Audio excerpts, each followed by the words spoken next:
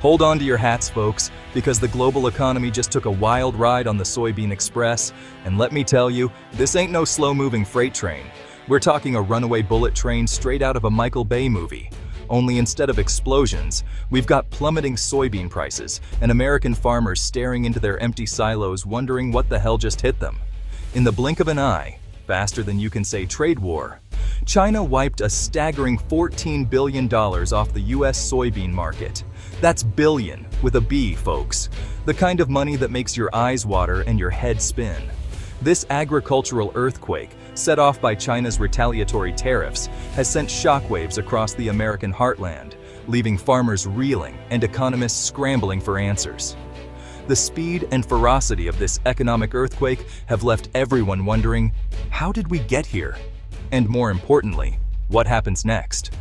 Buckle up, Buttercup, because we're about to dive deep into the tangled world of international trade, where soybeans are the new weapons of choice and the stakes are higher than a giraffe on stilts. Picture this: hard-working American farmers who have dedicated their lives to cultivating the land now find themselves at the mercy of international politics. Their livelihoods, once stable and predictable, have been thrown into chaos. The community meetings are filled with anxious faces, local news channels are buzzing with reports of the crisis, and farmers are left staring at their empty silos, wondering how they will make it through the next season. Economists are poring over data, trying to make sense of the fluctuating soybean prices. The global trade routes, once a well-oiled machine, are now a tangled web of uncertainty. Farmers are now in discussions with trade experts, hoping for a resolution. Trade agreements are being scrutinized, and international leaders are shaking hands, trying to broker deals that could stabilize the market. The ports are bustling with activity as cargo ships come and go, carrying the hopes and dreams of farmers across the seas. Each container unloaded is a step towards recovery, but the road ahead is long and uncertain. Despite the challenges, there is a glimmer of hope. Farmers are planting new crops, determined to weather the storm. The community is coming together, supporting each other through these tough times. And as the sun rises over the fields, there is a sense of resilience and optimism. Farmers are smiling as they see their crops grow, children are playing in the fields, and the local farmers market is once again vibrant with life. The American heartland, with its vast fields and hopeful skies, stands as a testament to the resilience and determination of its people.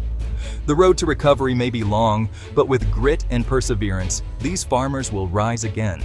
Stay tuned as we continue to explore the impact of this $14 billion earthquake in the Farm Belt and what it means for the future of American agriculture.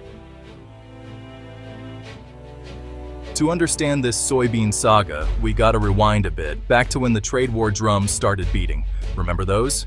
It seems like a lifetime ago, but it was only a few months back that the US and China, the world's two biggest economies, started slapping tariffs on each other's goods like a couple of toddlers fighting over a broken toy.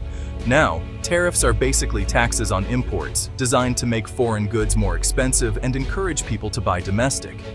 In theory, they're supposed to protect domestic industries. In practice, they often end up hurting everyone involved. And in this case, they turned the humble soybean into collateral damage.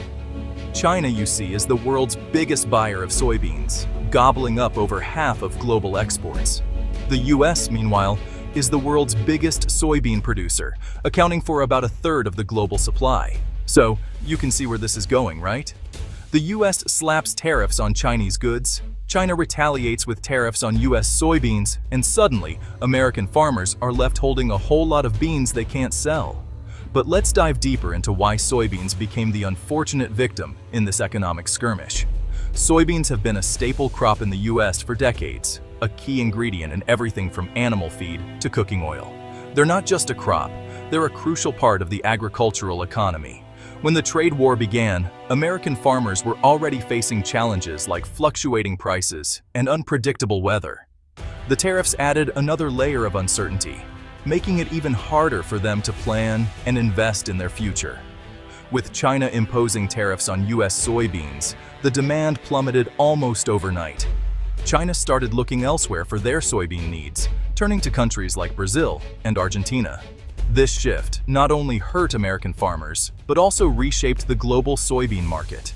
The US government tried to step in with aid packages, but for many farmers, it was too little, too late.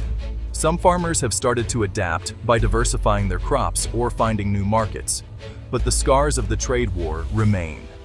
The soybean saga is a stark reminder of how interconnected our world is and how the ripples of political decisions can reach far and wide, affecting the lives of everyday people. As we move forward, it's crucial to remember the lessons learned and strive for a more balanced and fair global trade system. Because, in the end, it's not just about soybeans.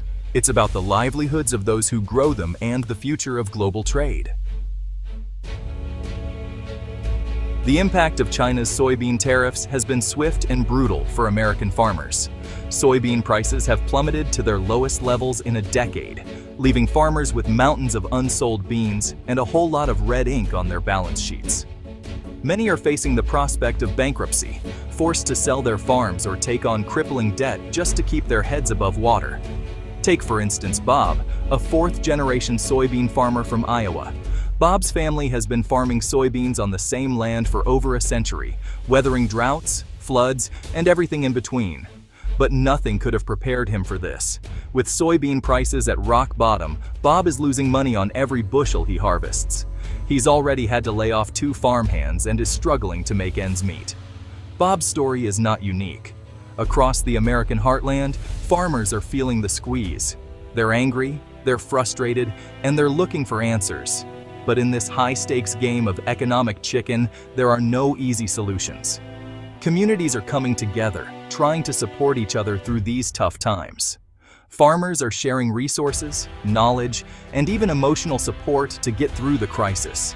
Some are attending workshops to learn new farming techniques and diversify their crops, hoping to find a way to make their farms profitable again. Financial advisors are being consulted more than ever as farmers look for ways to restructure their debts and manage their finances more effectively. Many farmers are also becoming politically active, lobbying for fair trade practices and better support from the government. Social media has become a powerful tool for farmers to share their stories, raise awareness, and connect with others facing similar challenges. Local communities are stepping up to support their farmers by buying local produce and attending farmers markets, ensuring that their money goes directly to those who need it most.